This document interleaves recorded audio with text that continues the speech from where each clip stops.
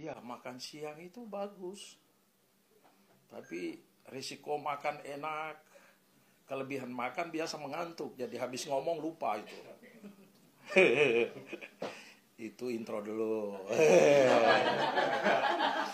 Sekarang Mas, jangan tegang, santai saja. Indonesia ini lagi kacau balau, jadi kau bawa dalam suasana tenang saja begini. Jadi kalau saya lihat kebalik ya, lihat pertemuan itu saya lihat terbalik. Kenapa lihat terbalik? Kalau pengalaman kita nih, Pak Jokowi selama 9 tahun ini, biasa buat statement itu, dia bilang menolak berarti dia terima. Dia bilang terima berarti dia tolak, kan gitu. Coba dibuka aja. Bagaimana dulu bilang saya tidak akan mencalonkan ke presiden. Saya urus DKI saja. Kan terakhir juga calon ke presiden. Berapa waktu lalu ditanya soal anak-anaknya. Bilang, mereka baru berapa tahun jadi wali kota. Khusus Mas Gibran ya. Kan tidak mungkin harus. Sekarang ya dia dukung juga kan. Pernyataan terakhir ya orang tua mendoakan, mendukung. Jadi kalau saya ditanya itu, saya melihat justru itu sikap Pak Jokowi bagus juga warning buat Ganjar dengan Pak Anies. Kamu siap-siap, itu loh. Lu siap-siap, apalagi ini pertemuan di istana. Beliau punya perangkat jelas. Ya. Kemarin pertemuan kepala daerah semua kalau tidak salah di istana sebelum pertemuan itu kan. Itu ada sinyal bahwa akan kekuatan besar ini kamu akan hadapi kekuatan besar kan kira-kira begitu. Kalau saya cara lihat begitu bos. Ya.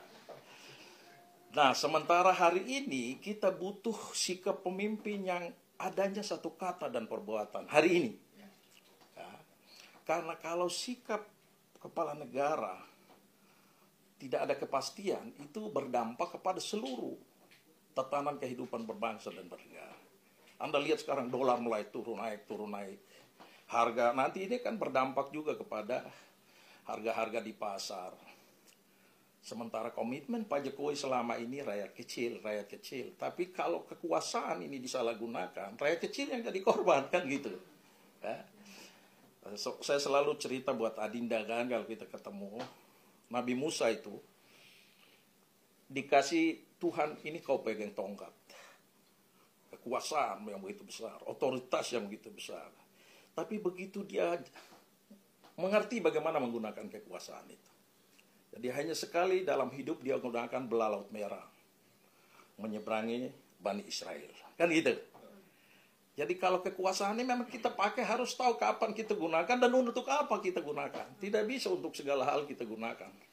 Apalagi level kepala negara itu. Disitulah kenapa kita dibatasi, kekuasaan diatur oleh konstitusi. Ya. Nah, itulah kenapa PD Perjuangan itu tegas kalau konstitusi sudah mengatur begitu, peganglah konstitusi. Pemimpin nasional itu hanya satu matanya konstitusi, tidak ada lain.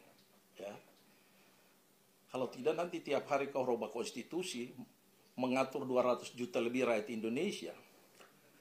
Ya, dan puluhan ribu pulau di Indonesia dari Sabang sampai Merauke, dari Miangas sampai Pulau Rote berbahaya. Tidak akan ada stabil negara. Begitu.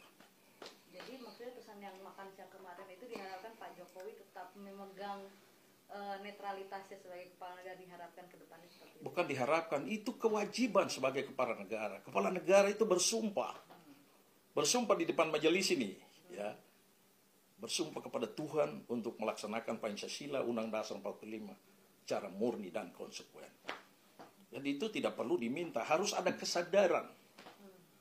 Ya, kesadaran sebagai kepala negara itu di situ. Itu membedakan dengan rakyat ini. Ya.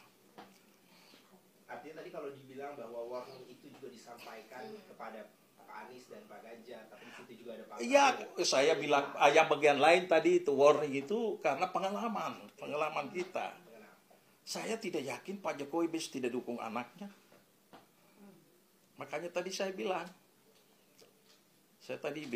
berapa waktu lalu kan juga bilang begitu. Tapi terakhir dukung. Jadi kalau bagi saya kita jangan seperti keledai lah. Ya kan, tidak mungkin jatuh ke lubang yang satu. Untuk kedua kali itu kata orang begitu.